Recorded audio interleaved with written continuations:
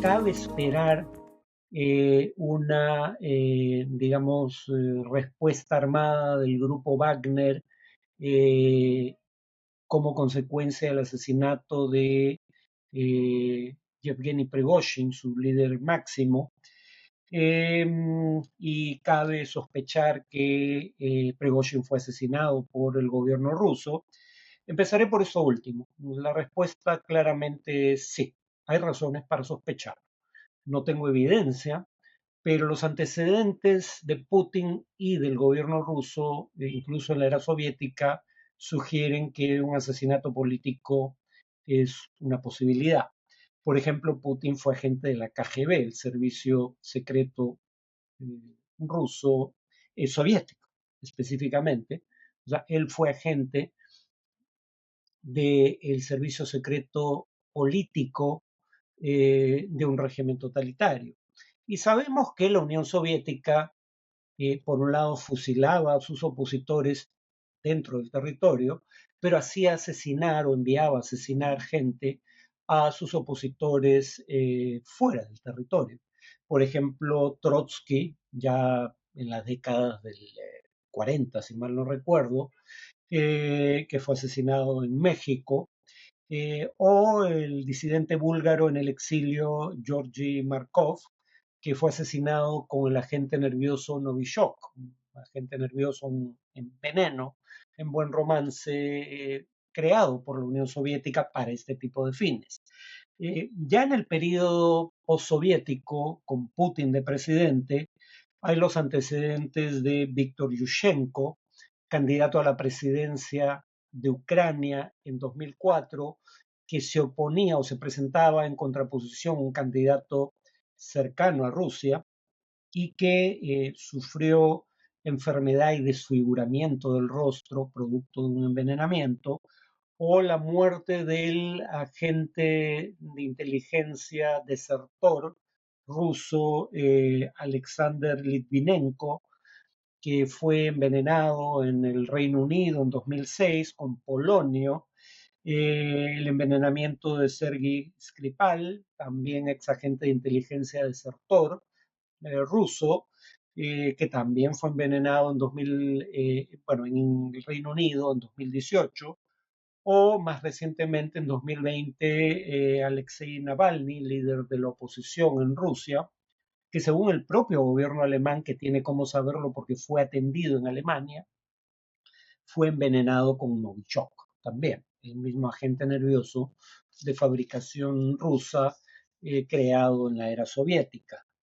Entonces, digamos, sí hay razones para creer que pueda tratarse de un asesinato político, sobre todo teniendo en cuenta que no solo murió Prigozhin, sino murió buena parte del alto mando del grupo Wagner. Entonces, esto es importante para empezar a responder la otra pregunta: ¿qué va a pasar con el grupo Wagner? ¿Tomará represalias, asumiendo que se trate de un asesinato político? Como acabo de indicar, no murió solo Yevgeny Prigozhin, también murió Valery Chekalov, que según Kimberly Martin, una profesora de la Universidad de Columbia que estudia el grupo Wagner, era el encargado del emporio, digamos, de negocios del grupo Wagner.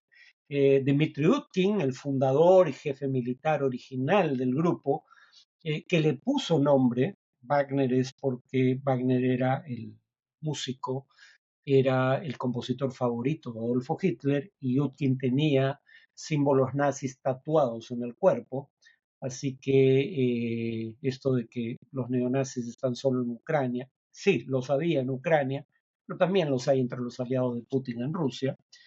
Entonces, digamos, no ha muerto solo Prigozhin. El grupo Wagner, para efectos prácticos, ha sido descabezado. Uno. Eh, en segundo lugar, es importante el hecho de que esto ocurriera 2 meses después del motín liderado por Prigozhin en la propia Rusia, ¿no? ¿Por qué? Porque como producto de los acuerdos con los que el motín llegó a su fin, los amotinados en su gran mayoría ya no estaban en Rusia. Entonces, su capacidad de operar dentro de Rusia es muy limitada. Eh, el mayor campamento de Wagner en las inmediaciones de Rusia, estaba ahora en Bielorrusia, pero estaba en un lugar, una zona rural de Bielorrusia, lejos de cualquier gran ciudad, eh, y las fotos satelitales del campamento del grupo Wagner en Bielorrusia sugerían que estaba siendo desmantelado. De cualquier modo, no era un lugar propicio para lanzar algún tipo de ataque. Podían ser contenidos dentro de Bielorrusia. Eh, Parte de los que participaron en el motín contra, según cuando menos Prigozhin, no Putin, sino contra Gerasimov, el jefe de Estado Mayor del Ejército, y Shoigu, el ministro de Defensa, parte de quienes lo acompañaron en el amotinamiento eran antiguos presidiarios que fueron liberados con la condición de que para su indulto debían pelear en Bakhmut específicamente, en territorio ucraniano. No era por ende el núcleo duro de Wagner, no es la gente con mayor preparación militar, uno, y dos, no era la gente con una motivación, digamos, política, si acaso era la gente que estaba ahí básicamente para librarse de condenas de prisión. Tampoco es claro que se puede esperar acciones por parte de ellos. Y además habría que recordar que parte del acuerdo al que se llegó para poner fin al motín, sin que hubiera consecuencias penales contra los amotinados, fue que el grupo Wagner debía entregar el armamento pesado del que disponía en Ucrania. Entonces, incluso en la eventualidad improbable de que haya algún intento de levantamiento por el asesinato, suponiendo que sea el caso, de los líderes del grupo Wagner, estos ya no contarían con armamento pesado.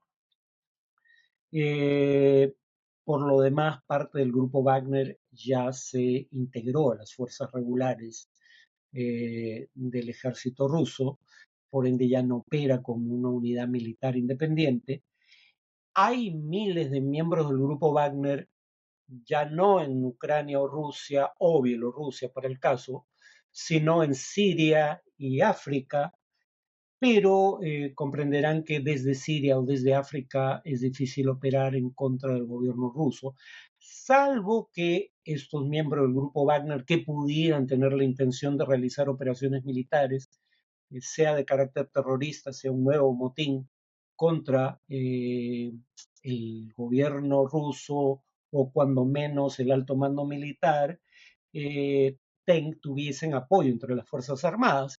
Pero y aquí concluyo, la paradoja aquí es que el único general que se sindicaba como alguien cercano a Prigozhin y un posible aliado del grupo Wagner, Sergei Surovikin, fue destituido por Putin el mismo día en que cayó el avión en el que viajaban los líderes del grupo Wagner.